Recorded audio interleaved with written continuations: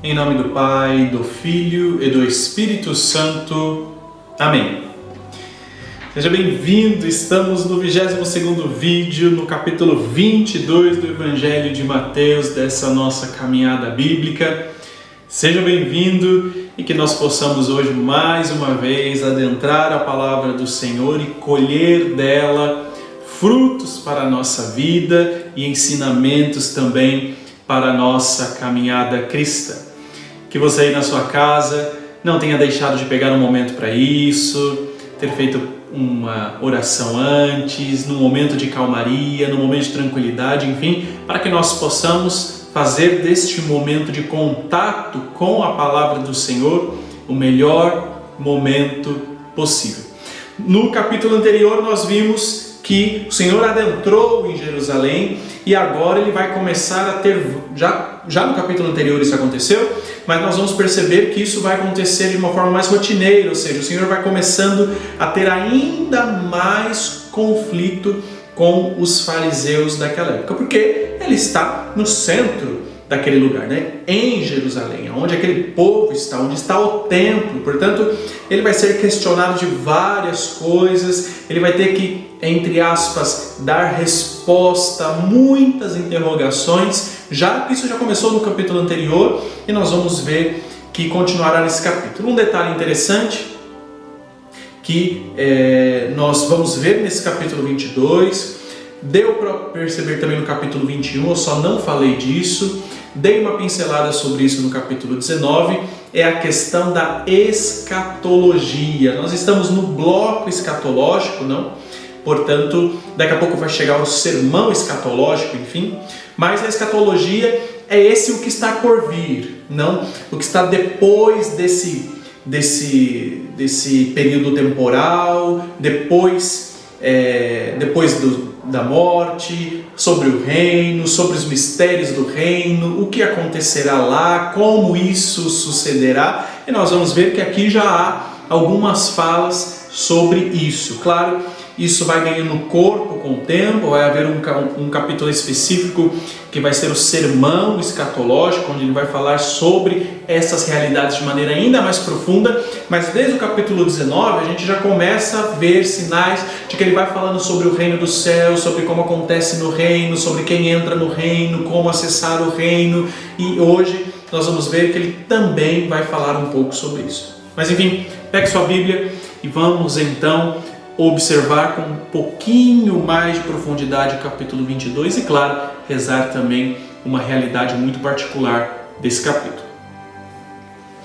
Bom, o capítulo 22 começa com o banquete de casamento e o traje de festa. Novamente, o Senhor está aí dizendo uma parábola, não, que também é uma parábola até bastante conhecida, e ele, nessa parábola, já começa a falar sobre o reino dos céus, sobre quem participa do reino dos céus, sobre quem são os convidados do reino, que é que ele está falando que são os convidados para o casamento, e quem realmente acessa esse casamento, quem acessa esse reino e o casamento na parábola. Enfim, o Senhor então vai discorrer sobre isso, ele que mandou chamar os servos, mas eles não quiseram ir, depois chamou outros, não quiseram ir também, mas alguns depois foram, daqueles que foram, um estava sem o seu traje de gala, aquele que estava sem o traje de gala foi retirado da festa. Enfim, é o Senhor tentando mostrar realidades sobre o reino do céu.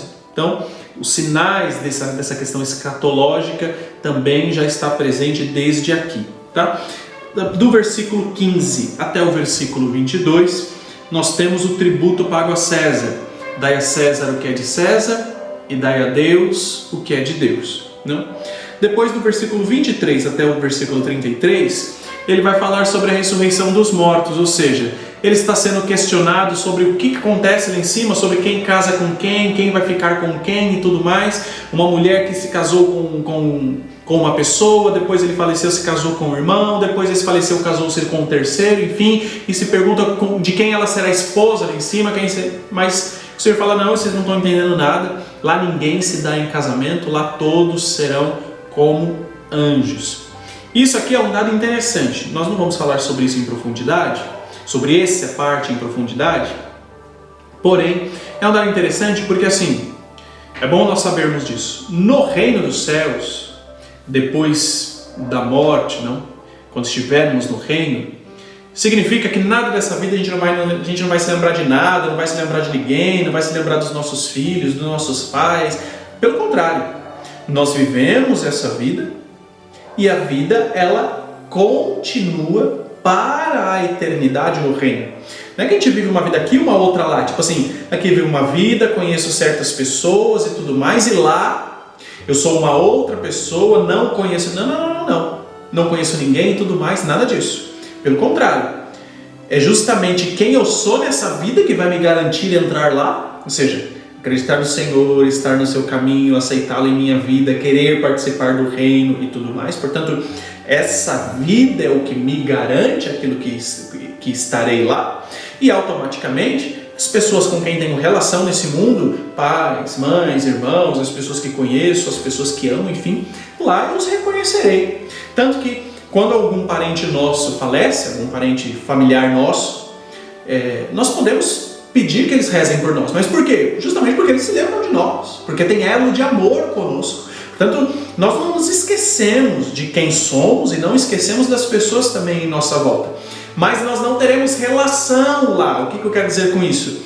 Lá será um reino de plenitude. Porque aqui, por exemplo, eu sou casado com fulano, eu sou casado com ciclano, esses são os meus filhos, portanto, eu só me importo com eles, portanto, eles é o que são importantes para mim, eu amo só eles, eu me entrego só para eles. Não. Lá nós viveremos um amor em plenitude. Apesar de não nos reconhecer, apesar de nos reconhecermos, nós não teremos esses elos ao qual me dou só para um e não para outro, ao qual amo só um e não o outro, não. Lá nós viveremos o amor, o conhecimento, a felicidade e a entrega em plenitude. Nos reconheceremos, mas não teremos mais esse elo que nós temos nesse mundo, e é isso que ele está tentando explicar nestes versículos e que já fica explicado também para você, né?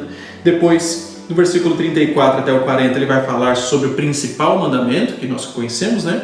Amar ao Senhor de todo o coração, de toda a tua alma, de todo o teu entendimento, e ao próximo como a ti mesmo. E do versículo 41 até o 46, ele vai dar uma resposta sobre o filho de Davi, o Senhor que Davi proclama, para calar a boca dos fariseus que estão tentando colocar ele contra a parede, pegar ele em alguma coisa para colocá-lo no tribunal e coisa do gênero. Não?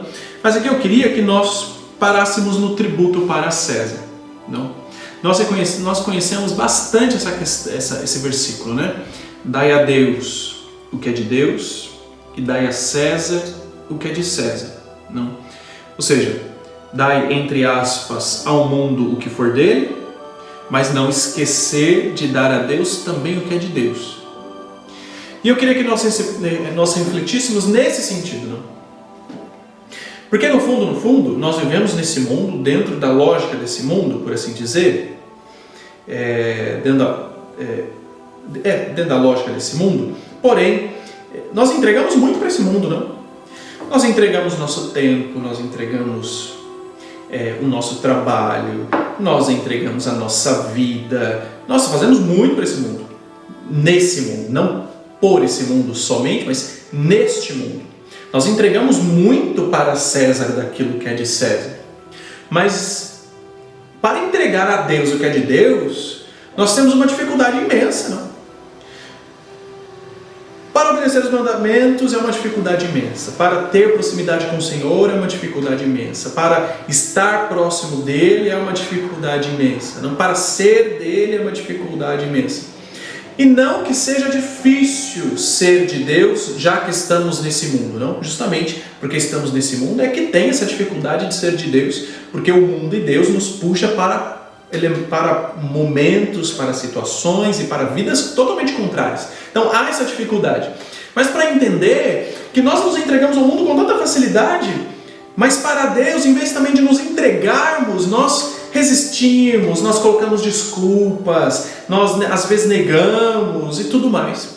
Então, para entender que na nossa vida nós precisamos, claro, no mundo nós precisamos viver certas realidades, o trabalho, o emprego, o pagamento das contas, precisamos viver isso, o Senhor não nega isso, por isso que o Senhor fala, dai a César o que é de César, ou seja, tem coisas aqui que precisam ser vividas e ponto final, dai ao mundo o que é do mundo, ponto. Porém, não esquecer de dar a Deus o que é de Deus. Não esquecer de dar meu coração a Deus, não esquecer de entregar o meu caminho a Deus, não esquecer de tentar fazer um caminho com Ele, não esquecer de ir em direção à Sua palavra, não esquecer de buscá-lo, porque nós nos entregamos 5 dias na semana, 8 horas por dia por um trabalho, mas às vezes não conseguimos entregar 1 hora no final de semana para uma Santa Missa, por exemplo. Não? Para vocês entenderem a disparidade com que nos entregamos para César, com que nos damos para César e com que nos damos e nos entregamos para Deus. Portanto, que nós possamos também colocar isso sobre a nossa vida, não? Porque neste mundo nós fazemos muita coisa, mas às vezes para Deus é um sacrifício imenso. Você, por exemplo, pode ser chamado a entrar numa pastoral, por exemplo, a se entregar mais para Deus. Não só vamos dizer assim, a pegar de Deus para si, não ir na missa e receber, não estar, por exemplo. Mas às vezes você é chamado também a se entregar um pouco. E só para não esquecer, nós somos chamados a nos entregar ao outro, não? Portanto, entendamos que com muita facilidade nós fazemos de um lado, mas como é um sacrifício às vezes nos entregar para Deus. Portanto, que nos coloquemos sobre esse versículo, não? Nos coloquemos sobre essa realidade e tenhamos mais coragem de nos entregar a Deus, de nos colocar na sua lógica, de nos colocar no seu caminho, de nos colocar em sua pastoral, em sua vida, nos entregarmos para esse reino que precisa acontecer não só na nossa vida, mas também na história, no nosso dia a dia, para aqueles que estão à nossa volta. Não? Tomara que tenha sido um capítulo bom, ao qual você consiga rezar e aprender mais, não? Não esqueça de pegar sua caneta, riscar o que precisa ser riscado, não? Anotar o que precisa ser anotado, enfim, que você possa fazer deste momento um momento de oração e de fé para você. E nos vemos no próximo vídeo. Repetindo, estamos aí chegando no final desse Evangelho de São Mateus, e não deixe de nos acompanhar, não deixe de comentar, de compartilhar, de curtir, enfim, de colocar nos comentários as suas impressões para que nós possamos também partilhar uns com os outros aquilo que estamos vivendo nesses dias. Deus abençoe você. Em nome do Pai, do Filho e do Espírito Santo. Amém.